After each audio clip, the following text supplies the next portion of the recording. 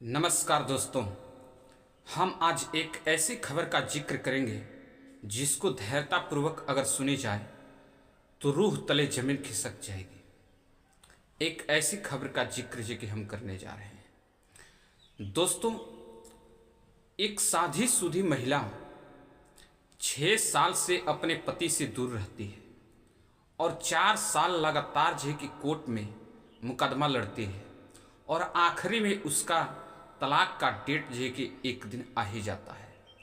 दोस्तों, पति और पत्नी दोनों जो है कि कोर्ट रूम में जो है कि अनलेबल होते हैं, उपस्थित होते हैं और जज साहब जो कि अपनी कुर्सी पर, न्यायाधीश की कुर्सी पर जो कि बैठते हैं और पत्नी के भी परिवार से और पति के भी परिवार से दोनों लोग जो है कि उपस्थित रहते हैं, जिसमें पत्नी का नाम सोनिया बताया गया और पति का नाम राजू बताया गया। दोस्तों, दोनों से जो है कि दोनों के वकील जो है कि बहस करते हैं और अंततोगत्वा तलाक का फैसला देने की बारी आ ही जाती है। दोस्तों, जब राजू से जो कि पूछा जाता है तो वह बोलता है साफ साफ कि जज साहब, अब मैं एक भी पल जो है कि अपने पत्नी के साथ यानी कि सोनिया के साथ नहीं बिताना चाहता हूँ। आप मुझे तलाक का फैसला दे दीजिए। इधर सोनिया भी बोलती है कि सर, मैं भी एक पल जो है कि नहीं बिताना चाहती हूँ, लेकिन आप मुझे फैसला देने से पहले हमारे मन की बातें जरूर जो कि जान लीजिए। जज साहब थोड़ा सा जो कि अपनी खबर को सही तरीक़ा से पड़ताल करने के बाद बोलते हैं कि क्या तुम्हारे मन में है, उस बात को हमें बताओ। सोनिया बोलती है कि जज साहब, मुझे 6 साल तक अपने पति से दूर रहने का जो पीड़ा मैंने झेला है वह मैं ही जानती हूँ और 4 साल लगातार जी के मुकदमा चलने के बाद आज टाइम आ गया है तलाक का, तो आप मुझे तलाक दे दीजिए। लेकिन मेरी अंतिम इच्छा एक है, वह है कि मुझे अपने पति के साथ यानी राजू के साथ एक दिन का समय बिताने का अवसर मुझे चाहिए और जो कि इसके बाद मुझे तलाक मिल जाए, मुझे मंजूर है। जज साहब थोड़ा सोचते हैं और सोचने के बाद बिना झिझक के, बिना किसी उस पर जो कि जवाब सवाल के एक दिन अपने पति के साथ रहने का सोनिया को मौका मिल जाता है। अब सोनिया के माता पिता जो भी साथ में गए थे लोग, सभी लोग भड़क जाते हैं और सोनिया को भला बुरा कहने लगते हैं। जज साहब इस पर जे कि अपना रुख तेवर जे कि कड़ा करते हुए डांटने लगे और बोलते हैं कि जब तुम्हारे साथ 6 साल से यह बच्चे तुम लोग के साथ रहे तो फिर ये कि समझाने का अवसर नहीं मिला, मौका नहीं मिला, समझा नहीं पाए, तो आज एक दिन में क्या परिवर्तन आप लोग कर लेंगे। अब फैसला हमारे हाथ में है। मैंने जो फैसला सुनाया है कि एक दिन अपने पति के साथ ही समय गुजारेगी तो गुजारेगी। इसी बीच ये कि सब कुछ सामान्य हो जाता है और कोर्ट से बाहर निकलने लगते हैं सोनिया और राजू, यानी कि दोनों पति पत्नी जब निकलने लगते हैं तो सोनिया जी की धीरे से बोलती है कि आपको मुझे मेरे साथ एक दिन का टाइम गुजारना पड़ेगा, क्योंकि यह आपकी और हमारी फैसला नहीं है, यह कोर्ट में जज साहब ने फैसला दिया है। राजू बोलता है कि ठीक है, तुम जहाँ कहो चलो, मेरे घर चलो। लेकिन सोनिया बोलती है कि हम घर नहीं जा सकते, मैं एक आपको नंबर जे की देती हूँ और मैं शाम को 7 बजे आपको फ़ोन करूँगी, मैं कहीं बाहर जे के मिलेंगे। राजू बोलता है ठीक है। अब जो है कि 7 बजे सोनिया जो है कि फ़ोन करके 7 बजे के पहले जो है कि बताती है कि आप फलाने रेस्टोरेंट पे आइए, घर नहीं मिलेगी, फलाने रेस्टोरेंट पे आइए। फलाने रेस्टोरेंट पे उतावले मन से राजू पहुंचता है, वहाँ जो कि रूम का नंबर बताता है। जब अंदर पहुंचता है तो वहाँ सोनिया नहीं है, बिल्कुल रूम खाली है। पलंग पे, बेड पे जो है कि 10 से 15 मिनट जे कि चुपचाप उदासीन मन लिए हुए बैठा है राजू। और इंतज़ार कर रहा है कि या तो सोनिया का कॉल आए या स्वयं सोनिया जी की मेरे पास जी की आए, लेकिन ऐसा कुछ नहीं हुआ। 15 मिनट बीतने के बाद एक दुल्हन उस रूम में एंट्री लेती है, जो सजी सौरी लाल जोड़े में जे की दिखती और नई नवेली के जैसे जे की बिहेव करते हुए उस रूम में दाखिल होती है। राजू देखकर इस फेस को, इस समय को देखकर जे कि थोड़ा आश्चर्य होता है, लेकिन फिर वह ध्यान देता है कि सोनिया ही है। सोनिया करीब पहुंचती है। राजू जे कि थोड़ा सा जे कि डिस्टर्ब होता है कि यह मेरे साथ क्या हो रहा है, लेकिन सोनिया जब करीब पहुंचती है तो उसे गले लगाती है और फिर बोलती है कि यह हमारी और आपकी फैसला नहीं है, यह कोर्ट की फैसला है कि आपको एक रात हमारे साथ गुजारना पड़ेगा। आप हमारे साथ एक रात गुजारिए। फिर जो है कि अलग अलग एंगल से अलग अलग तरीक़ा से बिहेव करने लगती है सोनिया, लेकिन राजू मना कर देता है कि नहीं, ये सब करने के लिए मुझे 6 साल में अवसर नहीं मिला, तो फिर मैं एक दिन यह नहीं करना चाहता। लेकिन सोनिया नहीं मानती। सोनिया बोलती है कि ठीक है, आप जी की मत कीजिए, मैं आपको जोर जबरदस्ती नहीं करूंगी, लेकिन मैं एक बात पूछना चाहती हूं आपसे कि आप हमें बताएं कि 6 साल में क्या आपको ऐसी कभी स्थिति उत्पन्न नहीं हुई, ऐसा कभी फील नहीं हुआ, ऐसा कभी मूड नहीं बना? तो क्यों नहीं बना, मैं जानना चाहती हूं। लेकिन इधर जो है कि जो राजू है, इसका जो है कि पसीने से शरीर तरबतर होने लगती है और थोड़ी सी परेशान होता है कि यह क्या हो रहा है मेरे साथ। क्या कोई अनहोनी घटना घट सकती है या कुछ भी जो कि इसके साथ संभव हो, इस पर जो कि विचार करता ही है। तब तक जो कि सोनिया कहती है कि आप जवाब क्यों नहीं देते। वह बोलता है कि मैं अब जवाब क्या दूं, मेरे पास टाइम ही कहाँ है। मैं जो कि 6 महीने का मेहमान हूँ और मैं नहीं चाहता हूँ कि अब तुम्हारे साथ ऐसा करें, और मैं खुश हूँ कि मेरे कोई बच्चे नहीं हैं, कोई बीवी नहीं है, और मेरा कोई इस दुनिया में अब है नहीं जिसकी वजह से मैं जिंदा रहना चाहता हूँ।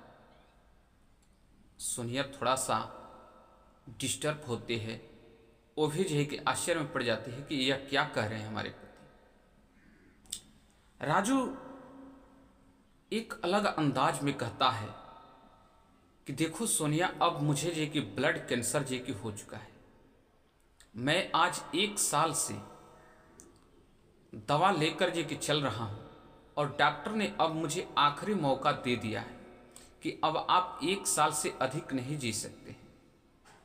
सोनिया बहुत घबरा जाती है और कहती है फिर अगर तलाक हो गया तो भी आप 6 महीने के अंदर जो कि आप नहीं बचेंगे, तो फिर आपने मुझे बताया क्यों नहीं।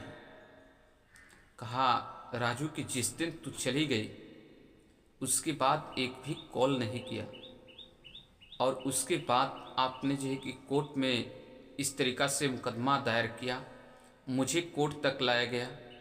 मैं जो है कि यहाँ अगर जीत भी जाता हूँ तो भी मैं हार जाऊँगा, अगर हार जाता हूँ तो भी जो है कि मैं ज़िंदगी से हार जाऊँगा। इसलिए सोनिया, मैं तुम्हारे साथ ये सब नहीं कर सकता। सोनिया की आंखों में आंसू आ जाते हैं और सोनिया घबरा जाती है, फिर गले लगाकर रोती है। लेकिन राजू समझाता है कि अब रोने से कुछ फायदा नहीं। इसी तरीक़ा से बातें विचार होते होते 3 बज जाता है। नेक्स्ट अगले दिन की टाइम आती है 10 बजे। जज साहब के आदेश के अनुसार अगले दिन 10 बजे कोर्ट में पहुंचते हैं लोग, और कोर्ट में पहुंचने के बाद क्या होती है, ऐसी घटना घटती है, ऐसा जो कि अजूबा होता है, जो दोनों परिवार और सुप्रीम जो कोर्ट है दोस्तों, जज साहब को हिला के रख दिया। वहां पहुंचने के बाद सोनिया कहती है कि इस शख्स को मैं एक्सेप्ट नहीं करती हूं, क्योंकि जिस मकसद से मैं लेके गई थी एक रात मिलने के लिए, मेरे साथ और इनके बीच किसी भी प्रकार की कोई ऐसा जो है कि तर्क वितर्क और कोई ऐसा बात नहीं हुआ। लेकिन मेरी इच्छा है जज साहब कि आप इन्हें जो है कि बरी कर दें। फिर सोनिया के घर वाले बहुत जे कि भला बुरा कहते हैं कि ये क्या करी, जब तुझे यही करना था तो फिर जे कि इतने जे कि झमेला करने की जरूरत क्या थी।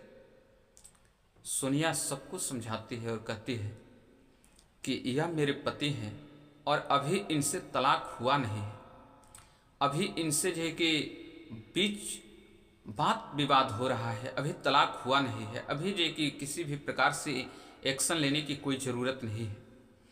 मैं जो कि चाहती हूँ कि आप